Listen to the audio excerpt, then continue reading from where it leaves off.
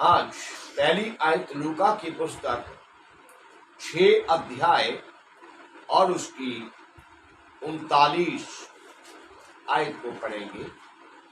लूका की पुस्तक 6 अध्याय और उसकी 39 आयत को पढ़ेंगे, जहां लिखा है, फिर उसने एक दृष्टांत कहा, क्या अंधा अंधे को मार्ग बता सकता है? हालेलुया। उसने, किसने? यीशु जी ने। हालेलुया।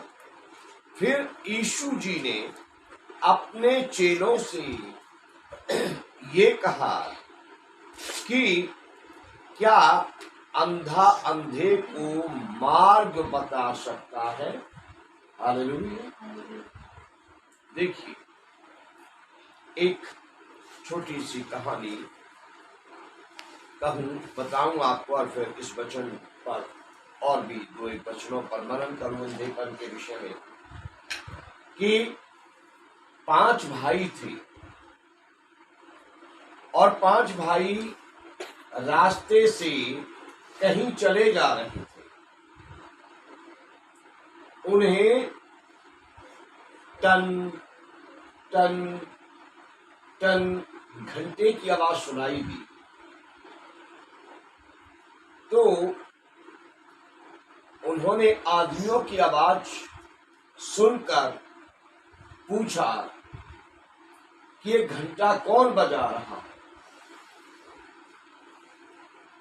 तो आदमी का जवाब आया कि ये घंटा हाथी के गले में बंधा है, यहां से हाथी जा रहा है, ये उसके गले में घंटा बज रहा है। 5 भाइयों के अंदर एक जिज्ञासा पैदा हुई कि हम हाथी को छूकर देखें कैसा होता है, क्योंकि अंधे थे, उन्हें दिखता नहीं था।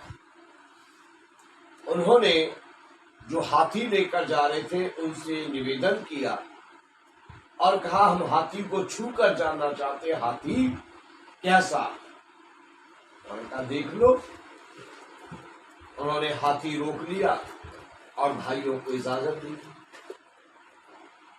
एक भाई टटोलते टटोलते हाथी की सूंड के पास पहुंचा और सूंड पकड़ी और सूंड पकड़ के देखा और वो जान गया हाथी कैसा होता है। हाथी एक प्लास्टिक के पाइप की तरह होता है।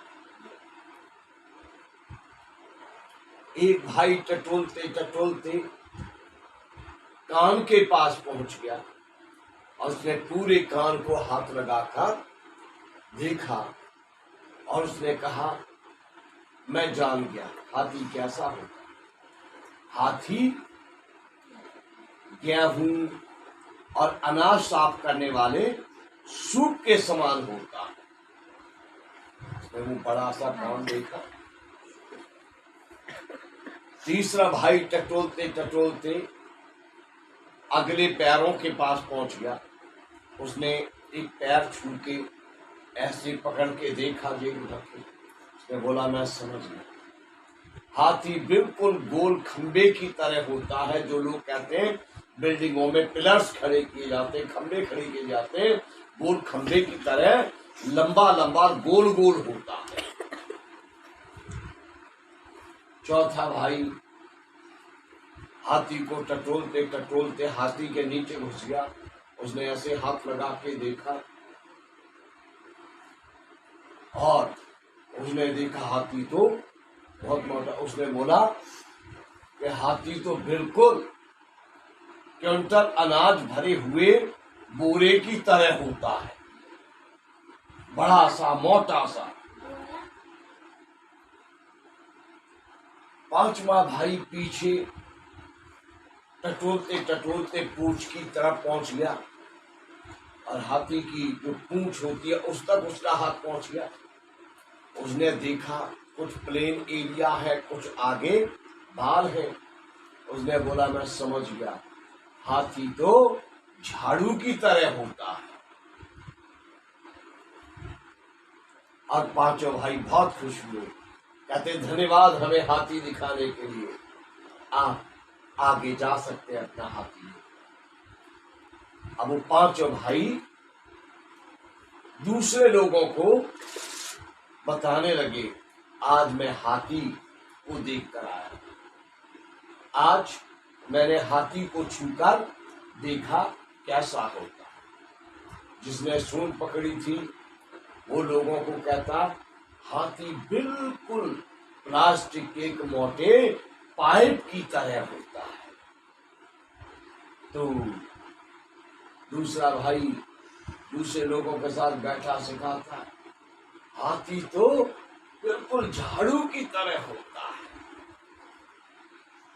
तीसरा भाई लोगों के साथ बैठा बाल बच्चों के साथ सिखा रहा, हाथी बिल्कुल वैसा ही होता है जैसे गोल मोटा खंबा होता है, लंबा लंबा।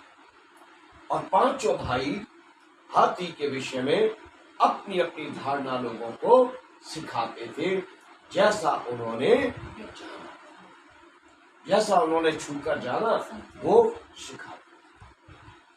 लेकिन पांचों हाथी के विषय में ठीक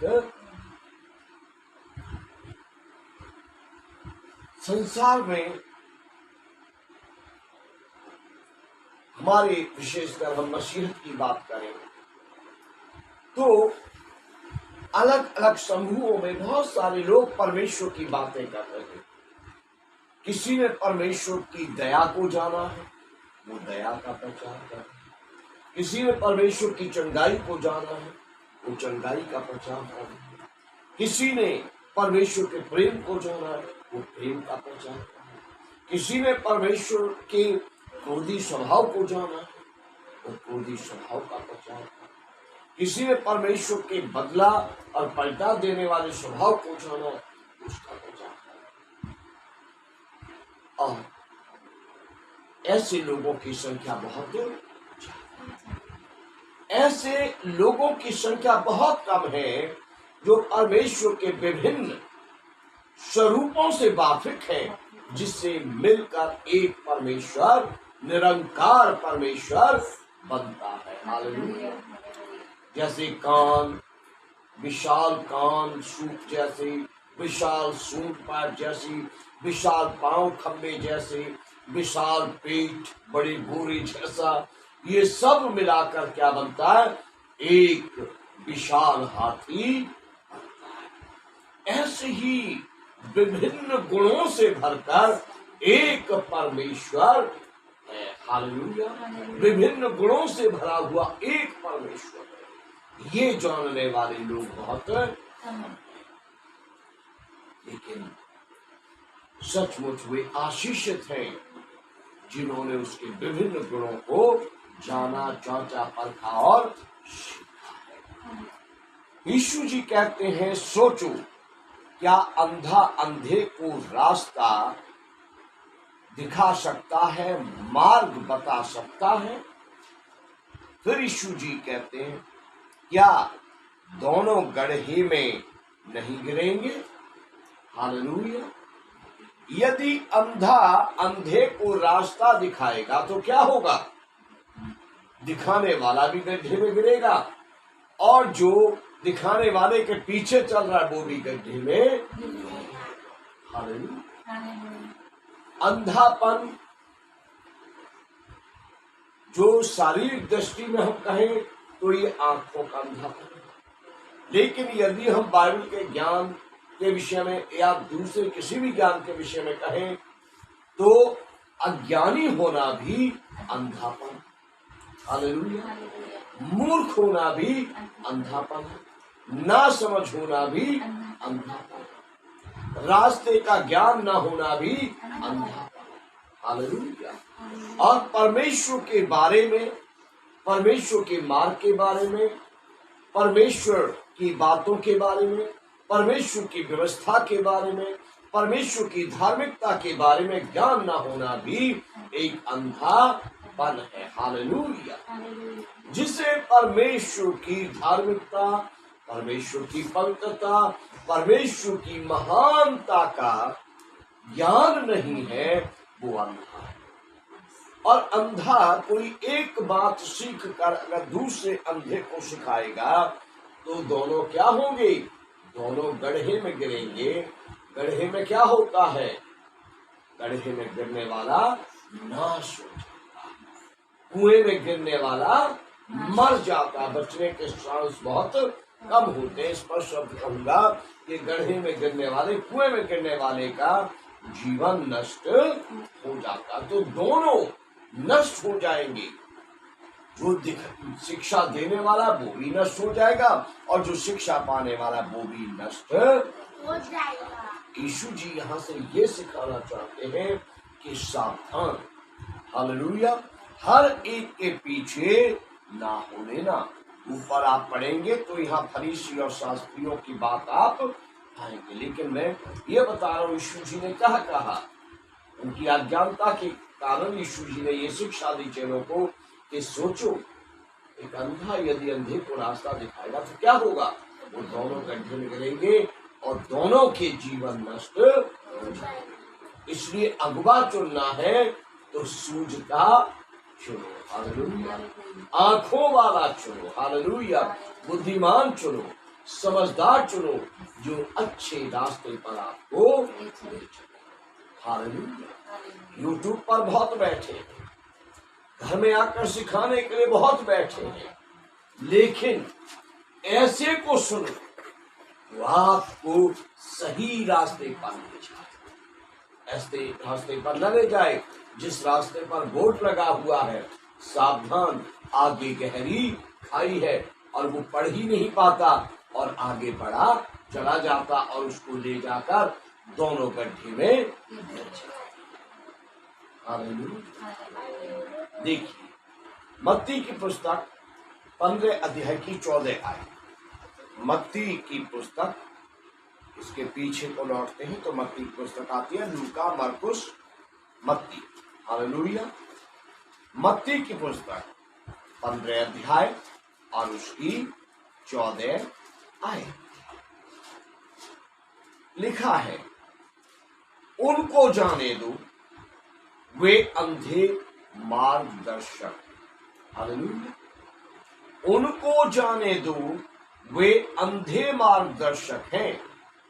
फिर प्रभु यीशु जी कहते हैं, अंधा यदि अंधे को मार्ग दिखाए तो दोनों ही गड्ढे में गिर पड़ेंगे, हालेलुया। लूका जो बात कर रहे हैं, संत लूका क्वेश्चन मार्क लगा रहे हैं, लेकिन जो मत्ती लिख रहे हैं, मत्ती ने क्वेश्चन मार्क नहीं लगाया। मत्ती ने जो लिखा वो डायरेक्ट लिखा।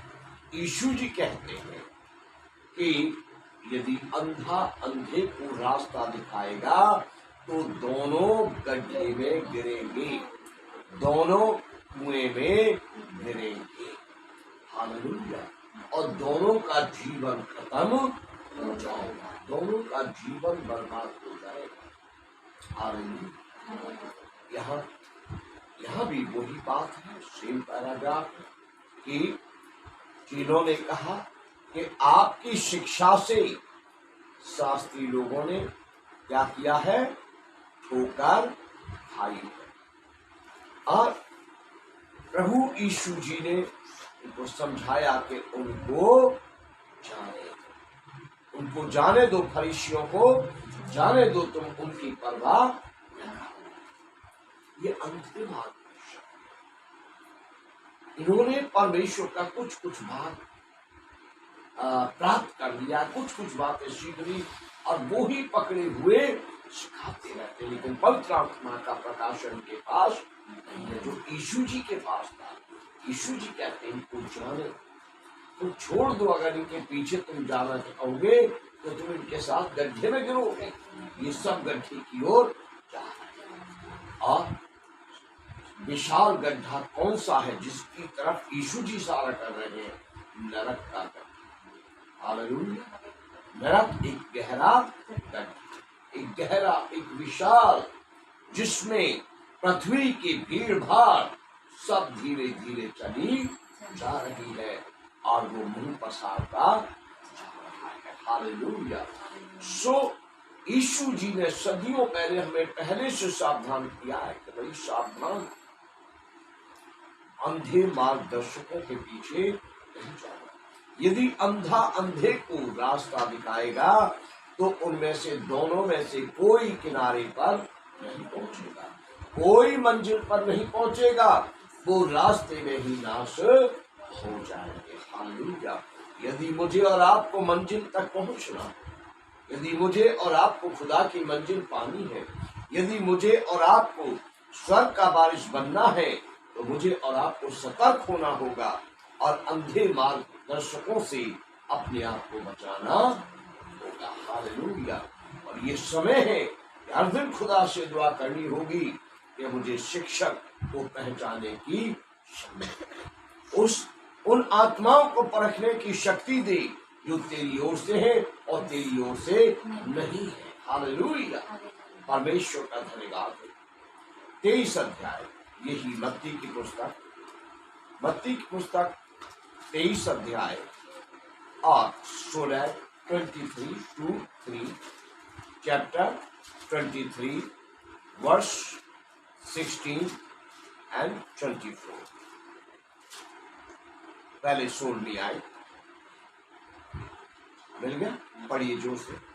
हे अंधे अधो, हाँ जी, तुम पर हाय जो कहते हो कि यदि कोई मंदिर की शपथ खाए तो कुछ नहीं, परंतु यदि कोई मंदिर के सोने की सौगंध खाए तो उससे बंध जाएगा। हालेलुया। प्रभु यीशु जी कहते हैं, हे अंधे अगुबो तुम पर हाय। हालेलुया। हे ना समझ शिक्षकों अगुबो तुम पर हाय। हे निर्बुद्धि या हे कम बुद्धि वाले अगुबो शिक्षकों तुम पर हाय। आज भी फरीसियों जैसे कम बुद्धि अगुबे शिक्षक बहुत है हमारे। आज भी फरीसियों और शास्त्रियों जैसे अंधे शिक्षक और अगुबे हमारे चारों तरफ बहुत से हैं, भरमार है। हालेलुया। अच्छे शिक्षक तब भी कम थे और आज भी कम। हालेलुया। अच्छे शिक्षक मिलना, जब यीशु जी पृथ्वी पर थे तब भी ये परमेश्वर की बरकत थी, ये परमेश्वर की सौगात थी कि किसी जन को, किसी परिवार को एक अच्छा शिक्षक मिले, एक अच्छा अगुवा मिले। और आज इस युग में भी किसी को अच्छा शिक्षक, अच्छा अगुवा मिले, ये उस पर खुदा की दया होगी, ये खुदा की उसके लिए रहमत होगी, ये बरकत होगी कि किसी को अच्छा सूझता मार्गदर्शक मिले कि खुद भी मंजिल पर पहुंचे और दूसरे को भी मंजिल पर ले जाए, खुद भी किनारे लगे और दूसरे को भी किनारे लगे। हालेलुया। प्रभु यीशु जी अंधे, कम बुद्धि, निर्बुद्धि, कम समझ, ना समझ अगुवों को, शिक्षकों को कहते हैं तुम पर हाय। हाय का मतलब है श्रापित हो, श्रापित हो। प्रभु यीशु कहते हैं कि अंधों पर श्राप है, वो श्रापित है, वो अंधे है और एक दूसरे का मार्गदर्शन कर रहे हैं। मंदिर के विषय में अभी मैं चर्चा नहीं करूंगा क्योंकि विषय बदल जाएगा। 24वीं आयत पर ध्यान दीजिए, पढ़िए। हे अंधे अधो, हाँ जी, तुम मच्छर को तो छान डालते हो परंतु ऊंट को निगल जाते हो। हालेलुया। हे अंधे अगुबो, वहीं पर अभी 24 वर्ष, चैप्टर 23 वर्ष 24। हे अंधे अगुबो तुम मच्छर को तो छानते हो। जी, मच्छर न कहीं जूस में चला जाए, मच्छर न कहीं शिकंजवी में चला जाए, मच्छर न कहीं चाय में चला जाए, मच्छर न कहीं लस्सी में चला जाए, मच्छर को तो छान देते हो। मच्छर के लिए तो तुम्हारी रोशनी बड़ी तेज है और बड़े ऊंट की जहां बात आती है वहां तुम्हारी आंखों में रोशनी है ही नहीं, ऊंट को निगल जाती। हालेलुया, ऐसे लिखा ना, परंतु ऊंट को तो निगल। ये बड़ी समझ वाली बात है कि मच्छर छानने के लिए तो तुम्हारी आंखों की रोशनी मोटी हो जाती है, हमारी आंखों की रोशनी बढ़ जाती है, लेकिन इतना जो विशाल ऊंट होता है वो तुम्हें नजर, मतलब कौन से शिक्षक हैं, ऐसी ऐसी आयतें वो ढूंढ लेते हैं जो दान देने के विषय में अभी तक हमें नहीं मिली। वो ऐसी ऐसी आयतें बाइबल में से ढूंढ निकालते हैं कि आपको सुनाएंगे और आप सुनाने वाले को खाली हाथ नहीं जाने दोगे। चाहे आपके कनस्तर में आटा नहीं, आप वेट कर रहे हो कि संदीप आएगा, पर आप पैसे देके भेजोगे और आटा मंगाओगे, वो उसको देके भेज दोगे। प्रचारक को ऐसी आयत आपको निकाल के पढ़ के सुनाएगा। लेकिन जो स्वर्ग वाली बातें, जो परमेश्वर के साथ आपके रिश्ते को मजबूत करने वाली बातें हैं, ऐसी बातें जो परिवार को बनाने वाली बातें, जो प्रेम में बढ़ाने वाली बातें, वो उनके पास, जो हमें शारीरिक कामों से छुड़ाने वाली, आत्मिक प्रभाव में, दान वरदानों में बढ़ाने वाली बातें ऐसी नहीं है। और ऐसे एक नहीं अनगिनत लोग यहाँ लिखा वचन में कि तुम मच्छर को तो छान लेते हो, बड़े आराम से ढूंढ निकालते हो, शिकंजवी में मच्छर आ गया, लेकिन ऊंट को पूरा ही निगल जाते हो। उसके विषय में कह देते हो नजर ही नहीं आया, पता ही नहीं चला। ओ प्रभु माफ करना, पादी साहब माफ करना। वहां ये बात आ रही, प्रभु कहते हैं कि अंधे अगमो तुम पर तुम, हालेलुया। तो हम बात कर रहे हैं अंधे की, अंधेपन की बात कर रहे हैं। आइए हम आगे बढ़े। यशाया की पुस्तक, यशाया की पुस्तक 9 अध्याय की 15 से 17 3 आयतों को देखेंगे अंधे ही पन के विषय में। यशाया की पुस्तक 9 अध्याय और उसकी 15 16 17 आयत। अभी पढ़िए। पूर्णिया और प्रतिष्ठ पुरुष तो सिर है। हालेलुया। पूर्णिया, पूर्णिया और प्रतिष्ठित पुरुष तो सिर है। हालेलुया। पूर्णिया किसको कहते हैं? अच्छे शिक्षक को, अच्छे बुजुर्ग को पूर्णिया कहते हैं। हालेलुया। पूर्णिया मतलब अच्छा सिखाने वाला, पुरोहित, अच्छा शिक्षक, अच्छा सिखाने वाला। प्रतिष्ठित जो समाज में आदर प्राप्त है, इज्जत प्राप्त है, जो लोगों को अच्छा सिखाता है, जो लोगों की अच्छी अगुवाई करता है, अच्छा मार्गदर्शन करता है, जिससे रोता हुआ हंस पड़ता है। हालेलुया। उदास मुस्कुराने लगता है। हालेलुया। ऐसी शिक्षा पाने देने वाला, जो भटके हुए को सही रास्ता बताता है, ऐसा व्यक्ति। हालेलुया। जो भटके हुए को हाथ पकड़कर रास्ता पार कराता है, ऐसा व्यक्ति क्या है? सिर है। हालेलुया। ऐसा व्यक्ति सिर है। हालेलुया। फिर से पढ़िए। पूर्णिया तो, पूर्णिया और प्रतिष्ठ पुरुष तो सिर है। हाँ जी, आगे। और झूठी बातें सिखाने वाला नबी पूंछ है। हालेलुया। झूठी बातें सिखाने वाला नबी क्या है? पूंछ है। यहाँ का मत देखिए पृथ्वी का, ये जितने प्रॉफिट प्रॉफिट प्रॉफिट लिखा है, हिंदी में नबी कहते हैं, इंग्लिश में प्रॉफिट। लोग इसका ट्रांसलेशन भविष्यवक्ता से करते, भविष्यवक्ता नहीं। और नबी का इंग्लिश प्रॉफिट है, प्रॉफिट का हिंदी नबी है। तो ये नबी क्या है? झूठे नबी। ये पृथ्वी पर बड़ा सम्मान पा रहे हैं, लेकिन परमेश्वर की दृष्टि में क्या है? हालेलुया। लेकिन जो अच्छे सिखाने वाले शिक्षक है, पूर्णीय है, ये सिर है। कहाँ? स्वर्ग राज्य में। परमेश्वर की दृष्टि में ये सिर है। लेकिन जितने अपने लालच के लिए, ऊंट को निगलने के लिए घूम रहे हैं, ये सब परमेश्वर की दृष्टि में क्या है? पूछ है। 16वीं आयत पढ़े।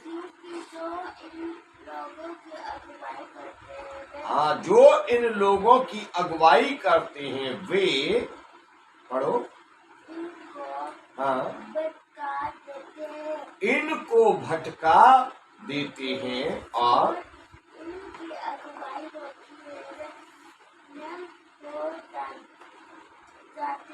हाँ, जिनकी अगुवाई होती है वे नाश हो जाते हैं। हालेलुया। मैं यही कह रहा था कि अगर अंधा अंधे को रास्ता दिखाएगा तो वो गड्ढे में गिरेंगे, कुएं में गिरेंगे, खाई में गिरेंगे और जीवन बर्बाद हो जाएगा, जीवन नाश हो जाएगा। हालेलुया। और प्रभु का वचन कहता है झूठे नबियों के द्वारा, कम बुद्धि नबियों के द्वारा, ना समझ नबियों के द्वारा जिनकी अगुवाई होती है वे क्या हो जाते हैं? नाश हो जाते हैं। क्योंकि ना समझी के कारण वे अच्छे भले आदमी को भटका देते हैं। हालेलुया। हमने कई बार इस बात को देखा है। कई बार हम चौराहे पर खड़े होते हैं, कोई व्यक्ति किसी ऐसे व्यक्ति से रास्ता पूछ रहा होता है जिसको चंडीगढ़ के बारे में शायद ठीक से मालूम नहीं। हम भी खड़े सुन रहे होते हैं, उसको जाना होता है किसी और रास्ते से और उसको वो भेज किसी और रास्ते पर देते हैं। फिर मैं कहता हूँ जिसने रास्ता बताया उसको भी रास्ता नहीं पता है और जो पूछ रहा इसको भी रास्ता नहीं पता है। अब इस ढूंढ तो लेगा, लेकिन अब इसको थोड़ी देर भटकना पड़ेगा। चंडीगढ़ शहर में ऐसा तो नहीं है कि रास्ता नहीं मिलेगा, मिल जाएगा, जल्दी मिलेगा, लेकिन ये थोड़ा भटक गया, अब थोड़ा चक्कर खा के आएगा। लेकिन जिसको रास्ता सही पता होता है वो उसका समय बर्बाद नहीं करता, उसे गलत रास्ते पर नहीं भेजता, उसे सही रास्ता। हालेलुया। ऐसे ही परमेश्वर के राज्य में जिनको ज्ञान है वो सही रास्ते पर देखते, जिनको सही ज्ञान नहीं, सही बुद्धि नहीं, समझ नहीं, वो जिनकी अगुवाई करते हैं उनको भटका देते। हालेलुया।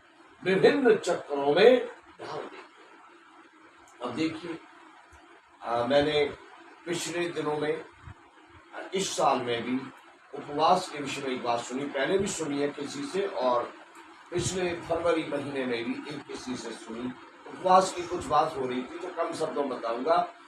भाई कह रहे थी उपवास आंखों का भी होता है कि आज मैं आंखों से कुछ गलत नहीं देखूंगा। उपवास होठों का और जुबान का भी होता है। आज मैं होठों से कोई गलत बात बाहर नहीं छलकने दूंगा, अपना मुंह ज्यादातर मैं बंद रखूंगा। उपवास जुबान का भी होता है। मैं आज बोलूंगा तो सही, लेकिन ख्याल रखूंगा मेरी जुबान से कोई ऐसी वैसी झूठी बात ना।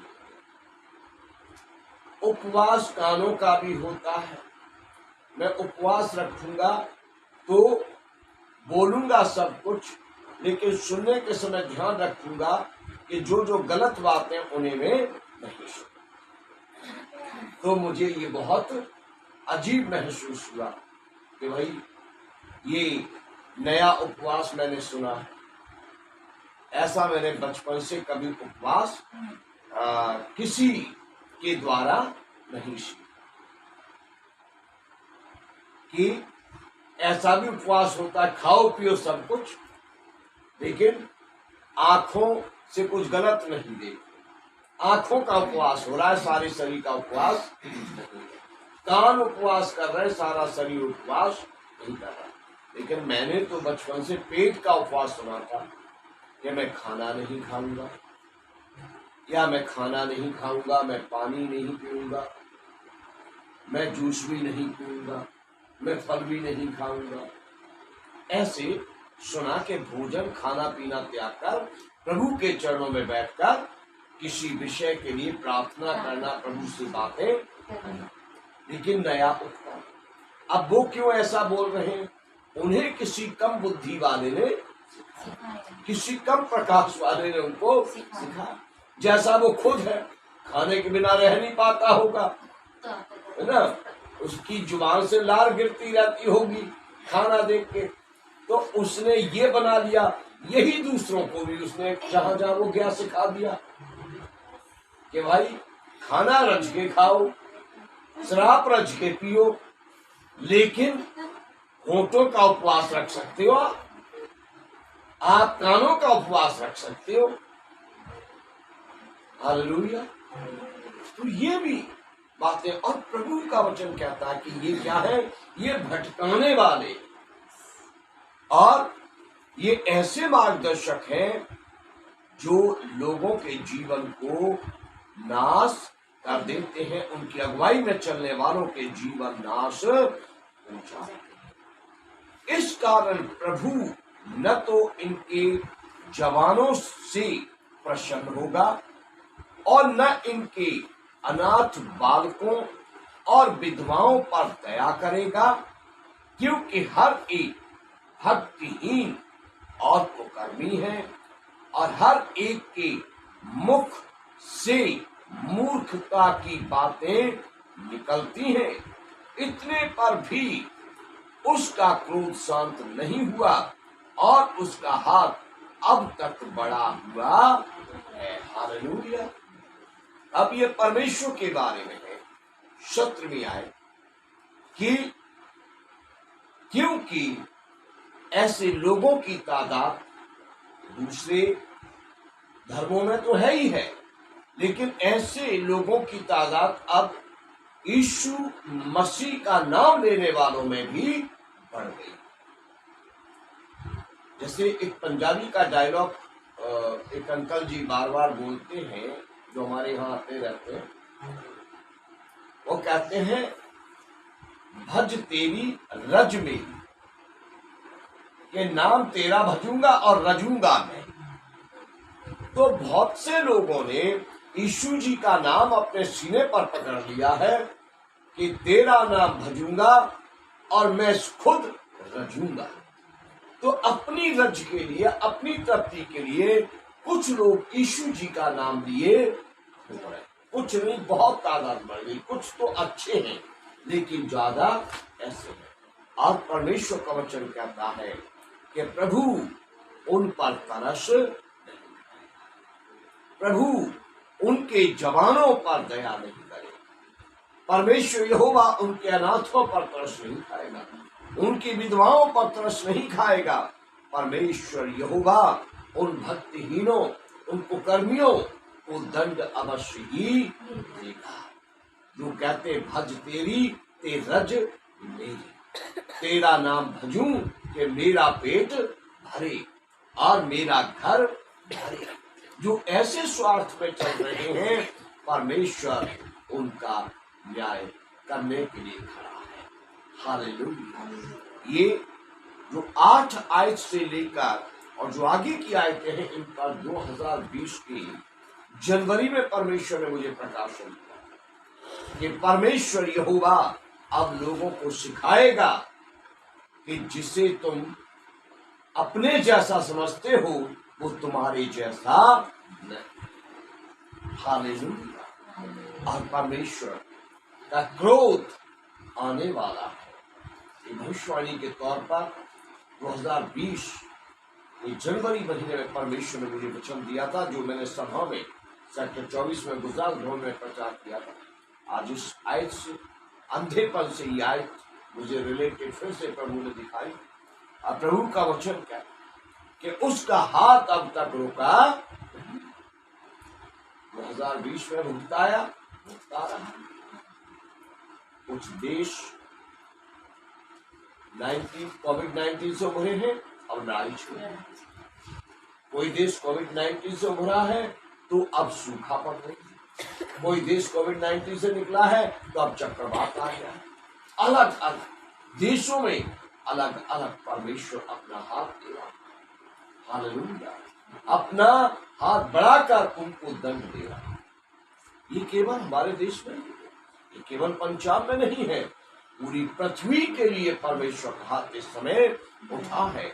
और जितने लोगों को भटका रहे हैं, जितने अंधे परमेश्वर से रोशनी नहीं मांग रहे, ऐसे ही चल पड़े हैं और दूसरों को कह रहे आ भाई मैं रास्ता दिखाऊं, आ बहन मैं रास्ता दिखाऊं, परमेश्वर का हाथ उनके खिलाफ उठा है और अब तक शांत नहीं हुआ है। हालेलुया, अभी भी उसका हाथ बढ़ा हुआ है। इन वचनों से मैं ये कहूंगा कि सावधान रहें, किसी अंधे के पीछे भूल कर भी